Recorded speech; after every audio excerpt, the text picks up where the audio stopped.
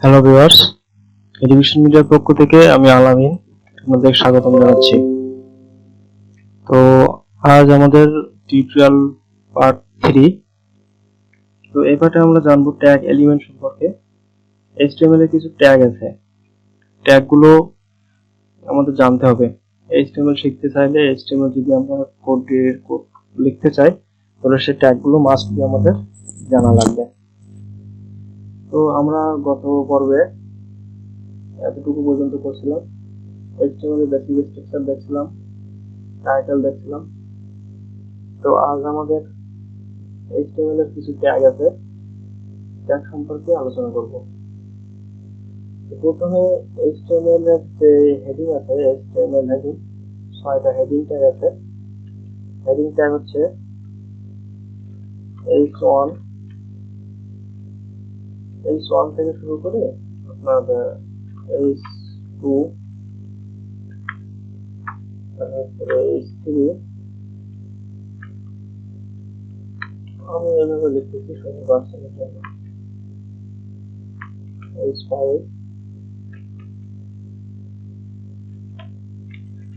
দেন h6, এই 6টা tag আছে। ঠিক আছে, আমি এর ভিতরে কিছু লিখে দেই।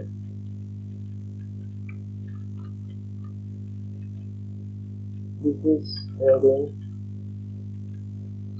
1 copy করে paste করি। heading 2, heading 3, heading 4, heading 5, heading 6। তো এই 6টা ট্যাগ HTML এ হেডিং ট্যাগ। ঠিক আছে, তো বলুন তো h1 যখন বলছি তখন এটার মান, তো h1 এটার লেখা কেমন হবে আর h6 এর লেখা কেমন হবে? আপনারা তো ভাবতেছেন যে h1 যখন এটা ছোট হবে, এটা একটু বড় হবে, তারপরে এটা একটু বড় হবে, তারপরে এটা একটু বড় হবে, তারপরে এটা একটু বড় হবে এবং লাস্ট h6 অনেক বড় হবে, তাই না? একদমই না। h1 সবচেয়ে মানে লেখা বড় h1 এর, তারপর থেকে আপনার ক্রমান্বয়ে ছোট হতে হতে আসবে। তো আমরা এটা হচ্ছে h1, এই h1 এই ট্যাগগুলো ব্লক লেভেল এলিমেন্ট। ঠিক আছে, এরা হচ্ছে ব্লক লেভেল এলিমেন্ট। তো এগুলো পুরো স্ক্রিন জুড়ে থাকবে। তো আমরা এর আউটপুটটা দেখি, তাহলে বুঝতে সুবিধা হবে। আমি যদি রান করি, এখানে রান করতে হবে। রান করলে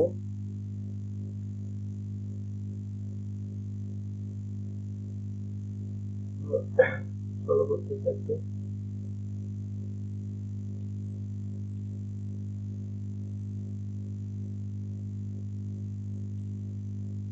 কি প্রবলেম? রান হয়ে গেল।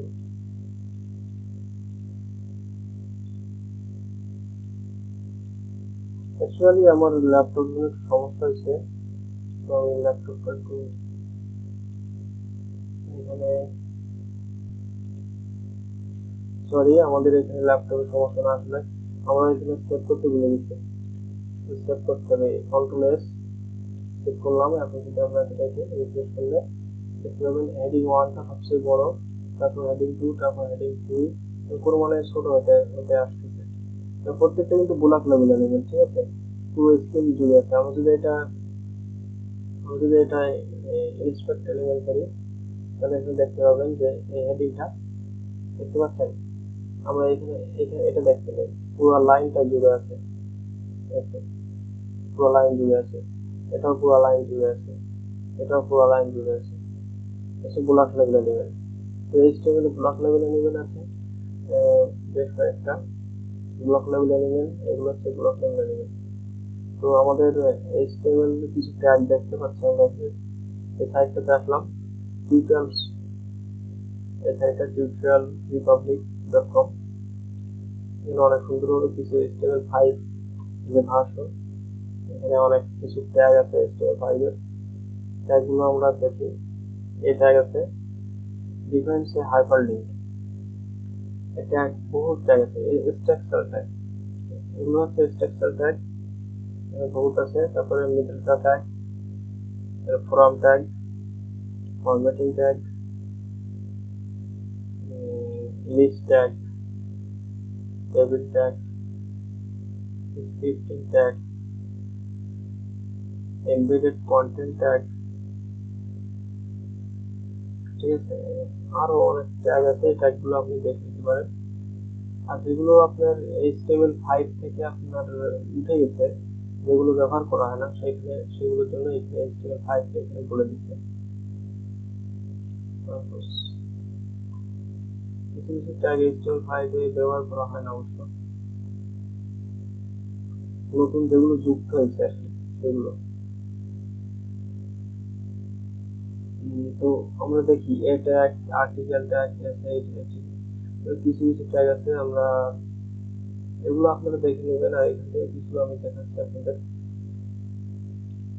এখানে চলে যায়, কি ট্যাগ আছে, এগুলো হচ্ছে আপনার ইন ট্যাগ আছে, হ্যাঁ, ক্লোজিং ওপেন ট্যাগ আছে এবং ক্লোজিং ট্যাগ, মানে এই হচ্ছে ডাবল ট্যাগ, ঠিক আছে।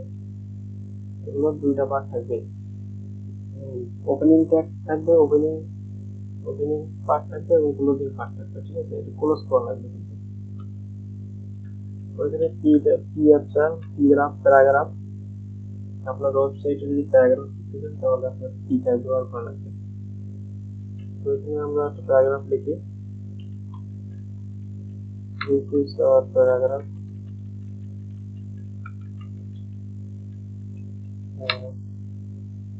এটা অনেক বড় করতে হবে, আমরা এটা কপি করে পেস্ট করতে পারি।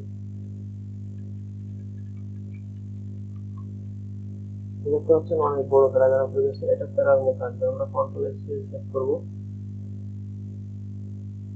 যদি আমরা এটার আউটপুট দেখি, আমাদের সামনে এই একটা আউটপুট চলে আসে, ঠিক আছে। এই প্যারাগ্রাফ সুন্দরভাবে প্যারাগ্রাফ আউটপুট চলে আসে। তো আমরা দেখা যাচ্ছে অনেক সময় দেখতে পাবেন যে মার্ক করা থাকে একটা চিহ্ন, এটা হচ্ছে এই প্যারাগ্রাফটা। প্যারাগ্রাফটা এখানে কেমন ভাবে আছে, প্যারাগ্রাফটা এভাবে আছে কি, সব সব একটা আছে, বোঝা যাচ্ছে না এটা প্যারাগ্রাফ।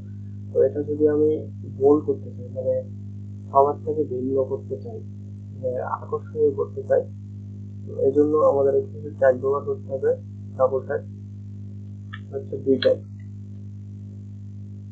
এখন প্যারাগ্রাফটাতে আমরা এখান থেকে কাট করে দুই ট্যাগের ভিতরে ঢুকাবো, সেভ করি। তো এখন যদি আমরা এটা দেখি, দেখেন এটা বোল্ড হয়ে গেছে। এইগুলো লেখার থেকে এটা কিন্তু আলাদা হয়ে গেছে। তো আমরা চাচ্ছি যে এই লেখাটাকে আমরা মার্ক করতে চাচ্ছি। মার্ক করার জন্য আপনি দেবে এই যে আমি এই লেখাটা এই সম্পূর্ণ মার্ক করতে দিচ্ছি, তার জন্য মার্ক মার্ক রয়েছে।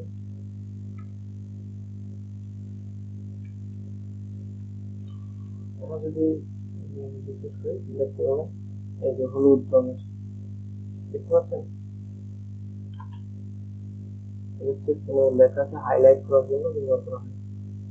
যেমন ধরনের বহু ট্যাগ আছে। আপনারা যদি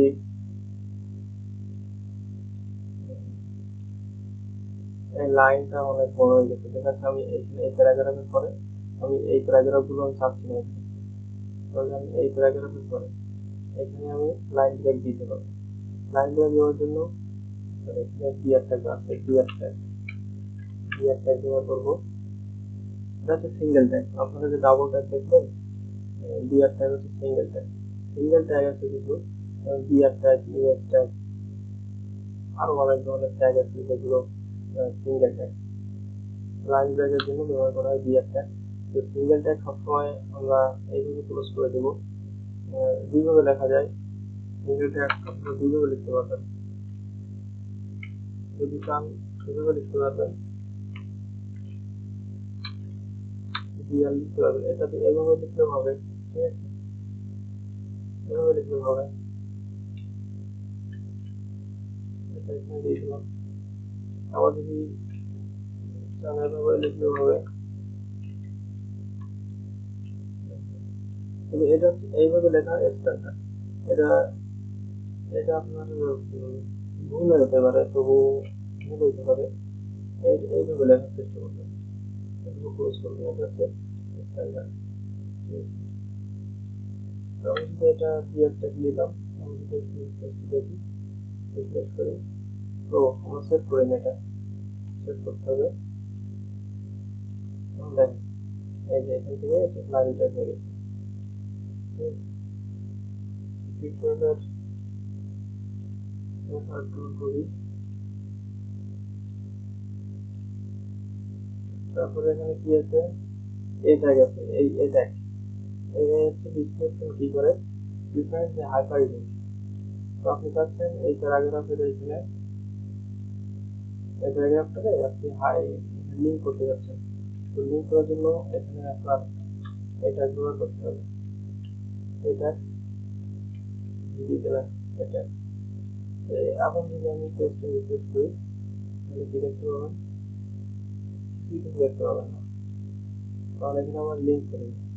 লিঙ্ক করার জন্য আমাদের এখানে অ্যাট্রিবিউট আছে, অ্যাট্রিবিউটটা ব্যবহার করতে হবে। এখানে আপনি যা দেবেন, ঠিক আছে, আপনার www.facebook.com এটা দিলাম, সেভ করলাম। এখন দেখবেন এই প্যারাগ্রাফ প্যারাগ্রাফ এটার লিঙ্ক হয়ে যাবে। রিফ্রেশ করে এই যে দেখছেন প্যারাগ্রাফ তার লিঙ্ক হয়ে গেছে। এটা যদি ক্লিক করে এখানে, তাহলে আমাদের ফেসবুকে নিয়ে যাবে। অবশ্যই এর দিকে নিয়ে ভুলে গেছে, এটা ক্লিক করলে আপনার সবাই google.com দিয়ে google.com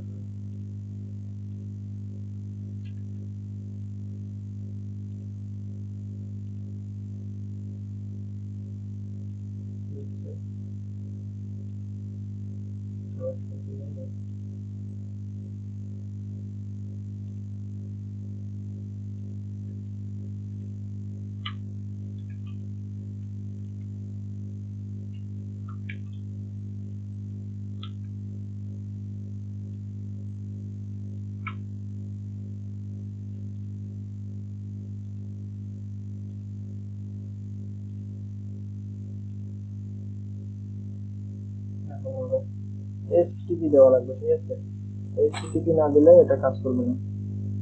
লিঙ্কটা দেওয়ার জন্য যে কোনো লিঙ্কে এই যে গুগল, আমাদের গুগল চলে আসছে। তো আপনারা দেখতে পাচ্ছেন এখানে গুগলে এখন চাপ দিচ্ছে, তখন একই পেজের ভিতরে এটা লোড নিচ্ছে, ঠিক আছে। তো আপনারা চাইলে এই ওপেন নিউ একটা ট্যাব দিয়ে আপনারা এটা ওপেন করতে পারবেন গুগল থেকে। তো সেটা কিভাবে করবেন, সেটা করার জন্য এখানে যাবেন, যে এই যে এটাকে ভিতরে এখানে একটা অ্যাট্রিবিউট ব্যবহার করতে হবে, টার্গেট অ্যাট্রিবিউট ব্যবহার করবেন। এখানে ব্ল্যাঙ্ক দিয়ে দেবেন, ব্ল্যাঙ্ক দিয়ে পাশে পাশে একটা ট্যাব নিয়ে ওপেন হবে, ঠিক আছে। আমি যদি ওপেন করি, এখন যদি এটা ক্লিক করি, তাহলে দেখতে পাচ্ছেন এখান থেকে পাশের ট্যাবে এটাকে ওপেন হচ্ছে, ঠিক আছে। এভাবে করতে পারবেন। তো আপনি এখানে যা লিঙ্ক দেবেন সেটাই চলে যাবে। আপনি যদি এখানে ইউটিউব লিঙ্ক দেন, তাহলে আপনি গুগল থেকে ইউটিউব লিঙ্ক দিতে পারবেন। ইউটিউব লিঙ্ক দিলেন, এখন যদি আপনি রিফ্রেশ করেন, এটা ক্লিক করলে আপনি ইউটিউবে চলে যাবেন, ঠিক আছে। দেখেন ইউটিউবে চলে যাচ্ছে, ইউটিউবে চলে যাচ্ছে। তো টিউটোরিয়াল অনেক লম্বা হয়ে গেছে, আগামী পর্বে আবার আমরা দেখবো এই বাকি যে অ্যাট্রিবিউট গুলো আছে, ফরম ট্যাগ আছে, ওই ট্যাগ গুলো সম্পর্কে দেখবো। আল্লাহ হাফেজ।